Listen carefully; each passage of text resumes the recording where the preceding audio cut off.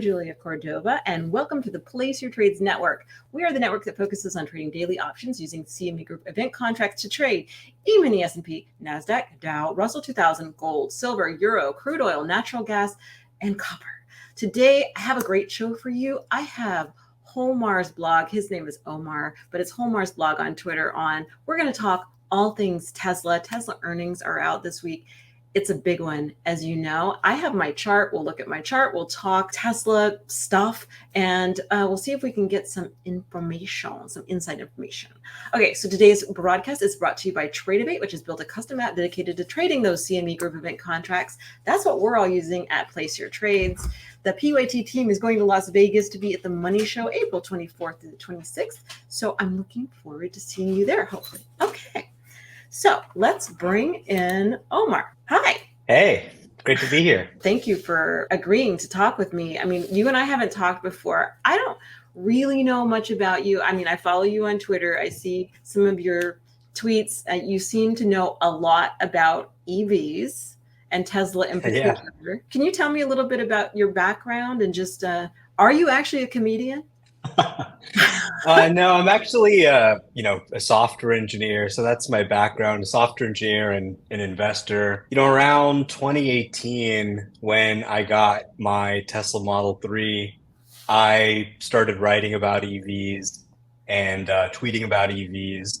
I mean, there's so much interesting stuff happening, and it's just accelerating. Tesla at that time was really, people were debating whether they were going to go bankrupt or not at that time. I remember the Tesla Q thing, right? Dun, dun, dun.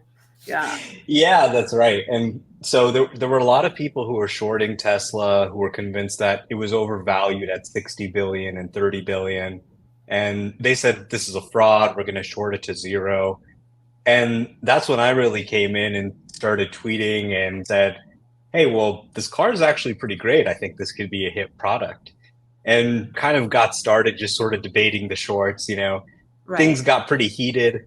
One of the short sellers actually ended up suing me and Elon in court. And kind of a long story, but he was like this crazy guy. He thought he invented Facebook. His name was Aaron Greenspan. And so he just wanted to get back at us. So he sued me and Elon. It ended up getting dismissed after years and years, but now he's appealing it. So some really crazy short sellers out there who were kind of sore losers after Tesla ended up not only not going bankrupt, but becoming one of the most valuable companies in the world, which sort of surprised everybody.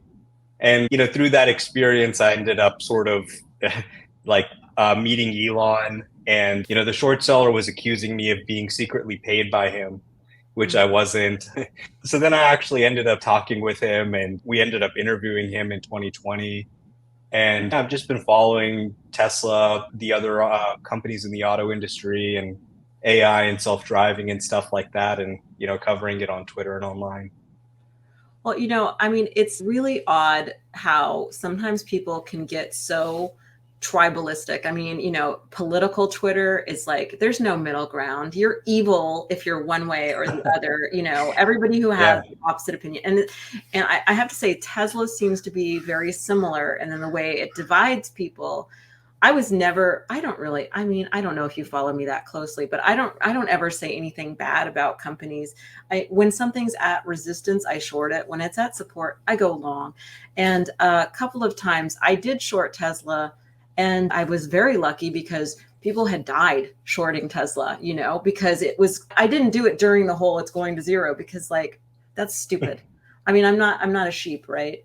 I don't ever, whenever something is like mainstream and everybody's talking about it, I'm like, oh no, I might miss the boat, but I'm staying away from that one. But it was when it was on its meteoric rise. I shorted a couple of times successfully, and just out of nowhere, I noticed.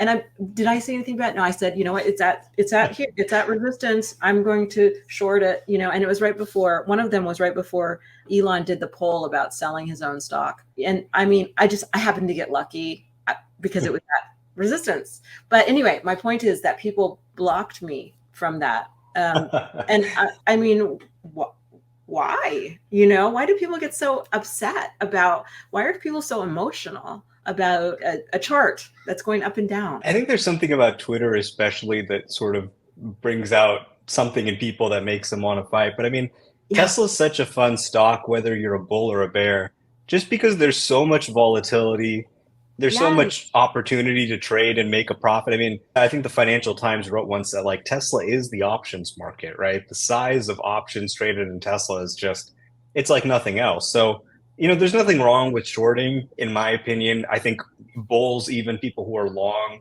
will As a often, hedge. buy Yeah. puts to hedge. Right. So there's nothing wrong with that, but really the problem with Tesla Q was not necessarily that they were shorting, but it kind of got a little bit into short and distort territory where you're shorting, but really pushing a lot of stories that turned out to not exactly be true to sort of help that position.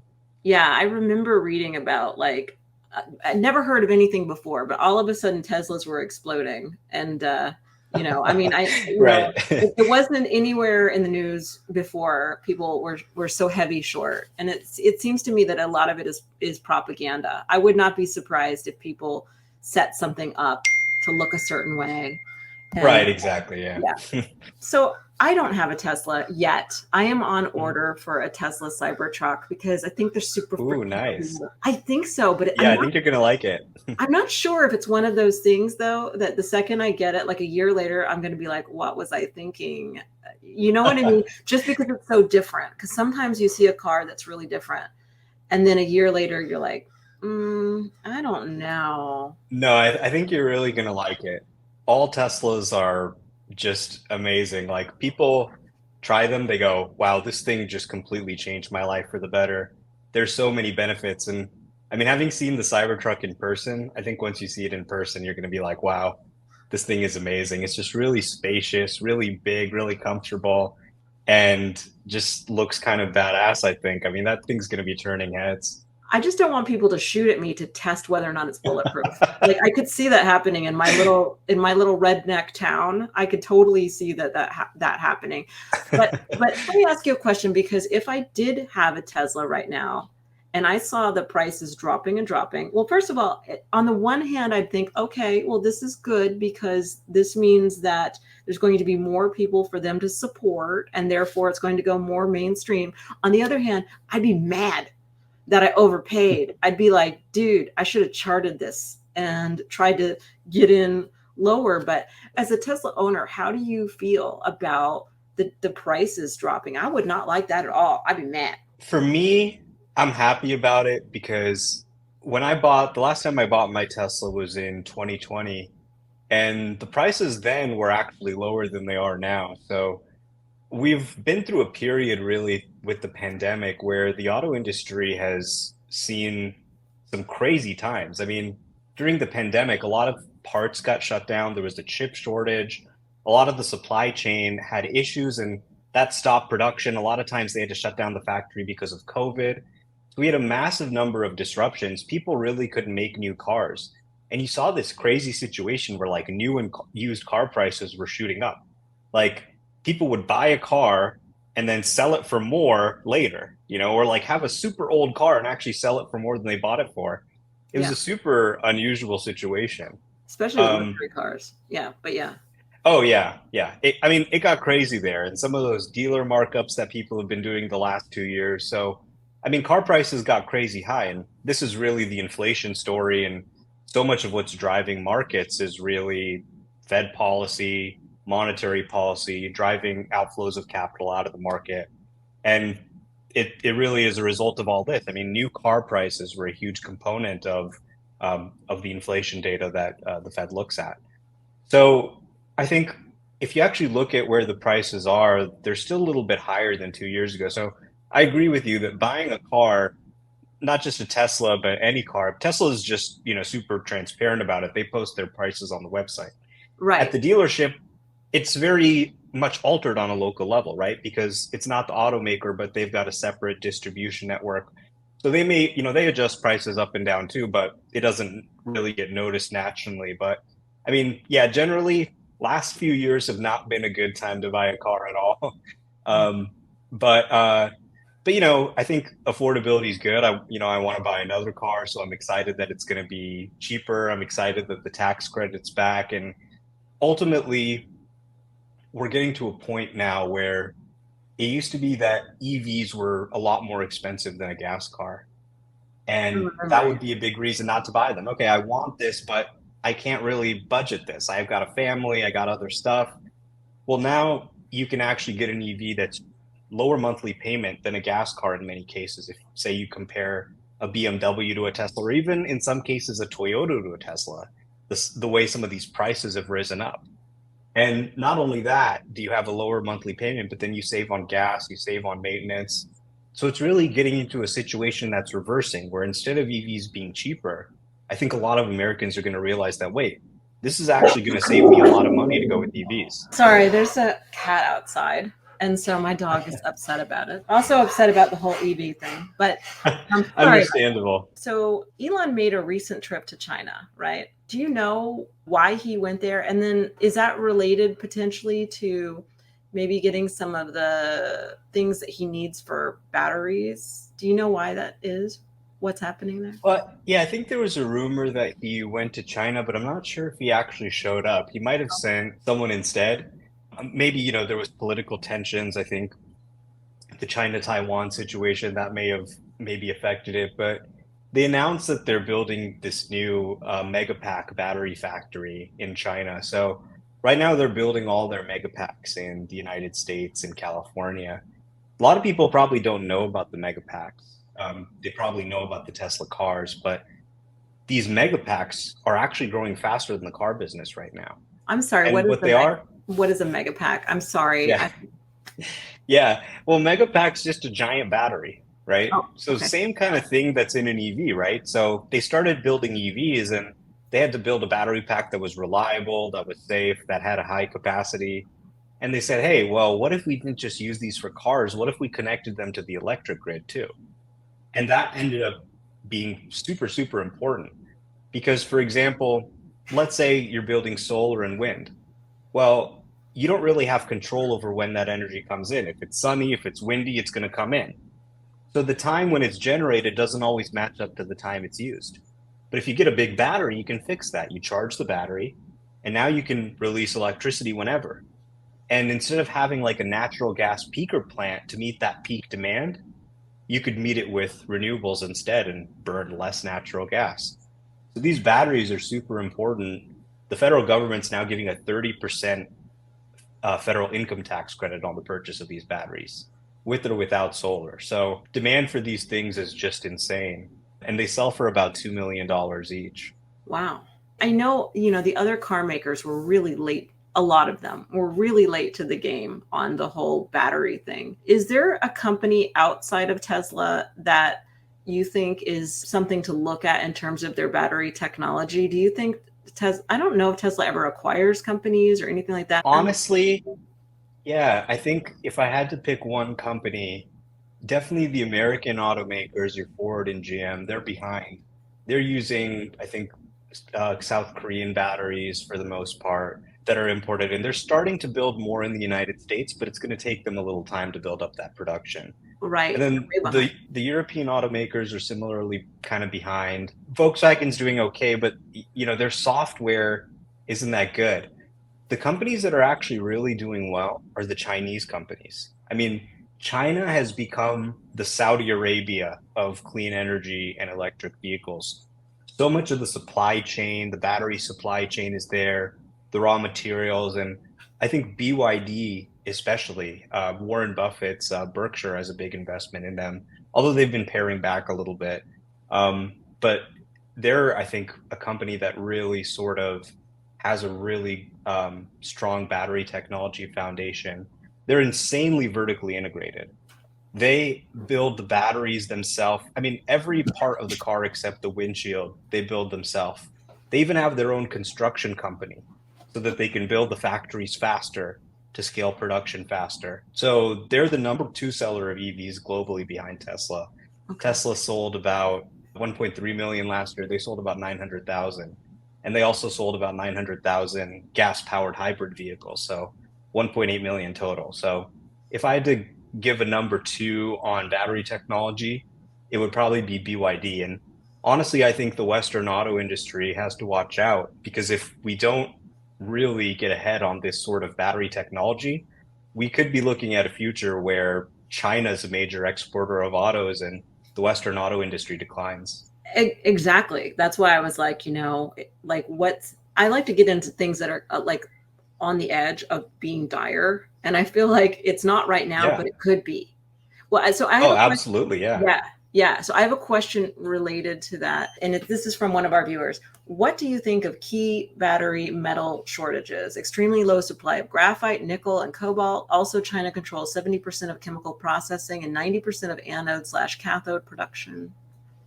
What do you think Yeah. of those shortages? Is it, I mean, Yeah. I mean, it's a good point.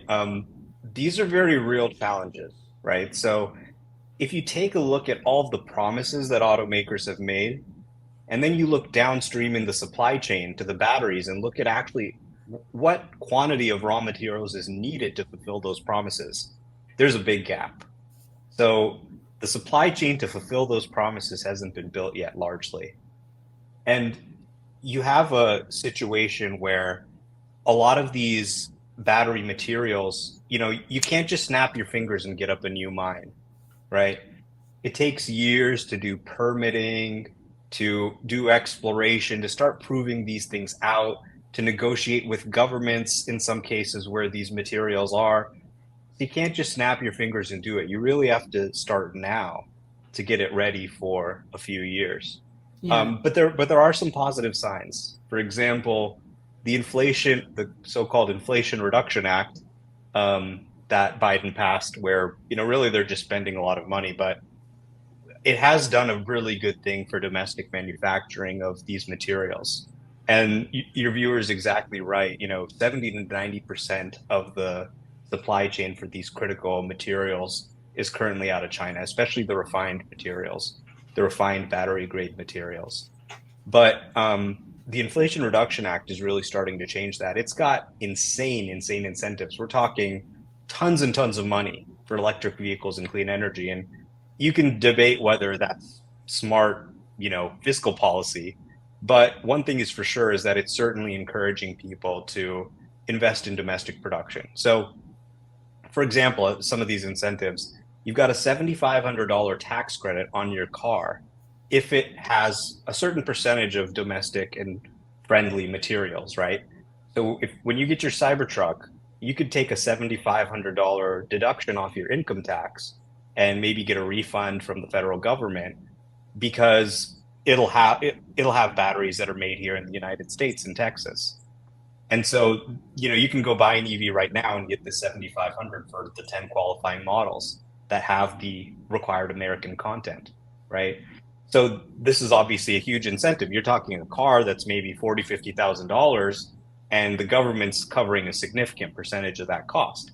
Yeah. So yeah, that's a pretty heavy incentive to build American. And you've heard a lot of companies, and by the way, they also have to do general assembly in North America to qualify. So you've seen a lot of companies say, okay, we're going to do general assembly, we're going to do more American investment. They also have a credit on the producer side where you can get billions of dollars for building battery factories in the United States. So there is definitely a lot of things happening, a lot of investment in getting that production domestically. And I'm optimistic that the market tends to solve these problems, right? It's kind of like when people said, oh, we're running out of oil, right? And oil prices started to go high. Well, what happened? People started exploring. They started investing. Maybe it was actually beneficial now to spend X amount on exploring for oil, whereas before it wasn't profitable. And so our known oil reserves actually expanded, and we didn't run out of oil quite yet. So the market has a way of incentivizing people to get creative and trying to take advantage of that opportunity. You look at, for example, lithium prices, they've been shooting up for the past couple of years, and now they're just crashing down. So crazy volatility, but I'm sort of optimistic that we'll not only, figure out how to ramp these supply chains, but get creative, figure out new ways to build batteries that don't require a lot of these materials. You just saw CATL, for example, talk about a sodium ion battery instead of a lithium ion battery. So I don't ever, want to underestimate people's innovation and creativity. So another question came in, and this sounds a little iffy, but somebody said there was a tweet an hour ago indicating that VW, Rivian, and BMW, Volvo, and Hyundai all lost access to the US EV tax credits. Any idea if that's accurate? That sounds like propaganda. Yeah. No, that's right. Yeah, Why? they How? did. Why? How? Well, exactly what I just said. They don't Oh, have the right percentage okay, of, okay. they don't require. And there's also price limits, right? So a lot of those are over the price limit. Okay, I So see. now only 10 EVs qualify starting tomorrow. All right, that's awesome. So, as far as the earnings that are out, obviously we don't know what happened, right? We know that the prices have been lowered several times. I don't even know if that'll impact it because that might have been after. I'm not even sure. But is there anything Yeah, that no, it was in this quarter. This is Oh, going to it be was the first quarter we see the impact of those price changes. awesome? So So, everyone's going to be looking at where margins fall. I think there's a lot of debate about that. I think if they can keep automotive gross margin above 20%, that's pretty healthy. That's what the CFO is guided for. If they're below 20%, then it's not going to be good for the stock because the CFO guided that they're going to maintain above 20%. And if they can't do that, then I think people might sort of lose confidence in the guidance of the company. Not to mention they've also then reduced prices further in Q2. So I would expect that they probably met guidance if they did that, but we don't know ultimately. People are sort of revising down their price targets, just saying, hey, look, we have a lower ASP, we've got lower gross margin. That translates into lower earnings, so we got to lower our price target. But I think there are a few things that potentially could surprise and make the situation a little bit better than people are expecting. We have seen inflation coming down, costs coming down, things like shipping costs. We have seen some of their factories, which were a headwind to gross margins, right? Because low fixed cost absorption, high cost. And now those factories are ramping to higher volumes. That's going to have a benefit to margins. Also, maybe possibly better software sales. They've got their FSD, the full self-driving. It drives me around all day. It just drove me from San Francisco to LA without me touching anything. So it's pretty incredible, and I think more people are choosing to buy or subscribe to it. And all of these things potentially could boost margins in a positive way. But we'll have to see ultimately. I mean, it's really anybody's guess. Normally, when you have Tesla earnings, there isn't that much of a surprise because they release the production and delivery numbers right after the quarter ends, right? So based on the production and delivery numbers, if you can estimate the margins, you can pretty easily figure out where the revenue and earnings are going to be in within a pretty narrow range. But this time with some of these price changes, it's really up in the air. Nobody really knows quite what's going to happen. So I think it's really going to be one of the more sort of exciting and unpredictable earnings releases we've had from Tesla in a while. yeah, no, it is exciting. And the market's at a very interesting place for it too. I mean, we're Right. just as overall, we're just on the verge of breaking out of this zone that's been like, stop it. I can't handle it. It's like the eighth. If it happens again this week, it'll be like the eighth time it's attempted it. That's ES, not NASDAQ. But yeah, it's just this is going to be just an amazing week. And next week too is a big earnings week. But well, that's really interesting. Now, I actually don't follow this stuff very much, but how accurate has the CFO been in the past? Has he been CFO for a while? You said, I He's mean, been CFO for a few years now. okay. He's usually pretty good with his targets. I can't really remember him sort of missing anything truly major. Dan Ives from Wedbush just put out a note, and he said that he expects them to maintain 20% automotive gross margin. So I think that's, kind of a low bar. What I'd really like to see is something, closer to 25. But as long as they're above 20, I think it's overall a healthy strategy, right? I think the most important thing is not sort of whether the automotive gross margin's 20 or 25% to me. I think this is really a time where to maximize the long-term value of their company, they need to just be dominating in the marketplace, making every new car buyer seriously consider getting an EV. And that's how I think they're going to do really well long term. So I think some people are overly short-term focused. I mean, obviously when you're trading, you're looking at Right. what's going to happen next quarter. right? But this is something that is a little bit unusual in business, right? You don't see these kinds of massive transitions from like internal combustion engines to EV all that often. Right. And the rules are a little bit different, right? Because the most dangerous thing is that people just don't do anything. That they say, you know what, it's too much trouble. I don't want to learn how to do this. I don't want to switch to something new. I'm just going to stick with what I know, right? It's easy, it's cheap. I know my dealer. That is, I think, the most dangerous thing. And so, really, at a time when vehicle prices are still very high, in the United States, for example, new vehicle price, the average selling price still went up in the last quarter. So, at a time when that's still happening, really being aggressive and providing an affordable option to people, I think that's going to win them a lot of love and a lot of long-term customers. And I think it's the right strategy ultimately, although investors may not be having too much fun with it right now. Yeah. Well, I hope that my car, I have an old Range Rover. I'm one of these, every 10 plus ish years, I get a new car. I get the best one I can afford. I pay all cash for it. And then that's it. Like that's how I am. And so my Range Rover That's is the way like, to do it. Yeah.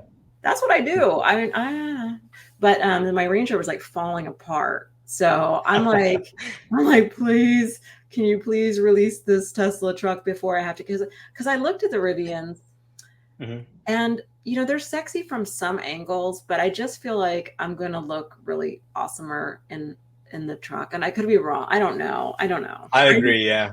I I think you're mean, going to love it. well, if Teslas I can are wait. so great. I mean, don't even get me started. Like, when you have a Tesla, you just smile everywhere you go. They're so fun to drive. They've got such great technologies, such great features. You can open your app and start heating it or cooling it even when it's in your garage. So you never have to get in a car that's too hot or too cold. It goes 500 miles, 0 to 60 in 3 seconds. It can pretty much drive itself. I think you're going to be blown away. I mean, I hope I can wait. I really do. Because also, I got in line late. Let me just be frank with you. Because at first I was like, what is this mess? And then I got in line after they took the pricing down from the website. Because Mhm. I mean, I can understand why a lot of people have the way that Elon is brilliant. I will just say that. But the way Mhm. that he thinks can somehow appear, and I don't believe it is, but it can appear as haphazard. It can Oh, appear, yeah. Mhm. it can appear as if, and maybe it is, but I don't believe so. I believe there's more calculation under the surface. But people get upset because he'll say something is one price, and then maybe the EV, maybe it's gone up now, maybe it's even gone down given what's happened recently. I have no idea. But I mean, Yeah. realistically speaking, for somebody like me who got in line late, like, am I going to have to wait 3 years? Because I don't believe my car is going to make it. I'm trying. I think you'll be okay. I don't think Okay. you'll have to wait 3 years. So really, people put in their reservations, but the reservations are really just like almost like leads and saying, "Hey, I'm interested in the truck." Because at the end of the day, you don't know what happened, right? People put in the reservation. One guy put in, maybe 10 reservations because he's crazy. Or he wants to sell them, And if they get, he'll buy them yeah, all and then sell. Yeah. but it's only going to be, one per person. One person is, getting a divorce. They can't afford the truck anymore. One person, got a Rivian. One person still has a year left on their lease. So what they'll do once it starts production later this year is just say, okay, we're starting production. Who wants to put in their final order? And here's the actual final prices and final details, right? We don't know that yet. Again, we're coming out of this period of like such volatility in the auto industry that I'm not really sure where the prices are going to fall. They said they've really designed this to be super easy to produce, and that should hopefully make it affordable and low cost. But we'll have to see where things actually fall. But once they start taking final orders, I think you'll be able to put yours in, and there'll be sort of like a new list from the time that happens. Oh, I really hope so. And truly, like, they haven't sent me a single email after the original one that said, thank you for your $100. So I'm like, oh no, occasionally I keep looking for that email just to make sure that I'm not crazy, that I actually did. sign up. So let's take a look at the Tesla chart just to kind of go full circle here. So this is the weekly chart. Elon bought recently, right? He actually exercised some options right around here, didn't he? Yeah, that's right. I think so. So I guess the question is, I mean, I have it really in consolidation, which means it's, I mean, of course, it's going to get a pretty big move either way. I don't see a particular technical advantage just looking at this chart. Like these lines were, in place from way before. I tend to only short or go long if something's at extremes. Right. Yeah. To me, this looks like it could go up, it could go down. I have no idea. But it does look like it's going to move a lot because it's probably going to move this top pink line if it goes. So it looks to me like it could either go to tomorrow. Looks like it'd either go to 230-ish or so, or come all the way down to 147. Like it's a big deal. Oh yeah. Yeah. I think the implied move is going to be huge. And I mean, it's really sort of been trading a little bit in this range for a while now. Yeah. And this earnings release, the margins especially, are going to be extremely important in figuring out how the company performs for the rest of the year in terms of earnings. So if the margins are strong, then that means that they can sell at these prices and actually still post great earnings. But if the margins are under pressure and there is a possibility that they have to even make further changes, then their earnings for the year aren't going to look so good. So one way or the other, it's going to be a big move in one direction or another. Yeah, it really is. Well, that's a really interesting chart. So, and this is the hourly chart. I just had it up so we can look.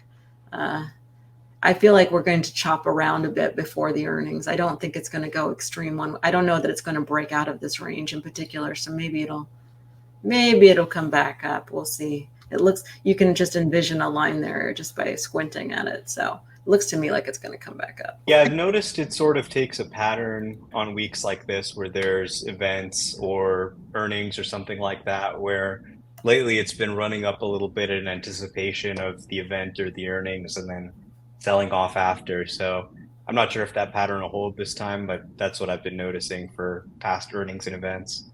Gotcha. Okay.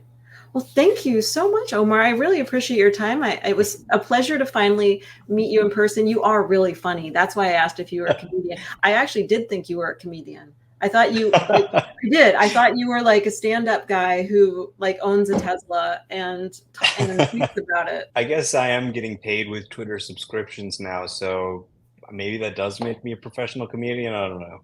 Dude, I signed up for that like 8 months ago and it's been in review ever since. I didn't know if I was going to charge anything because I don't know, but I did sign up for it just in case I decided to move my Substack to it. I will say this is one of the things people are mad at Elon about because I emailed support and I said, hey, why is my thing still in review? And they said, oh, sorry, we can't make changes to anything subscription related at this time. And I'm like, well, Elon just tweeted about it and showed a video. So that's weird. They didn't. I know. Come on, Elon, get her on there. Yeah, Elon. I appreciate it, Omar. How could I make this any more awkward? Everybody. No, I mean, this was great. I really enjoyed the conversation. Thank you. No, it was awesome. It was awesome. So everybody follow at WholeMarsBlog on Twitter. It's an awesome account. Elon does interact with Omar a lot. It's impressive. I'm a little bit fangirly about it. So everyone, take care and good luck on the earnings tomorrow. And we'll see you later. Also follow at Place Your Trades. All right. Okay, have a good week.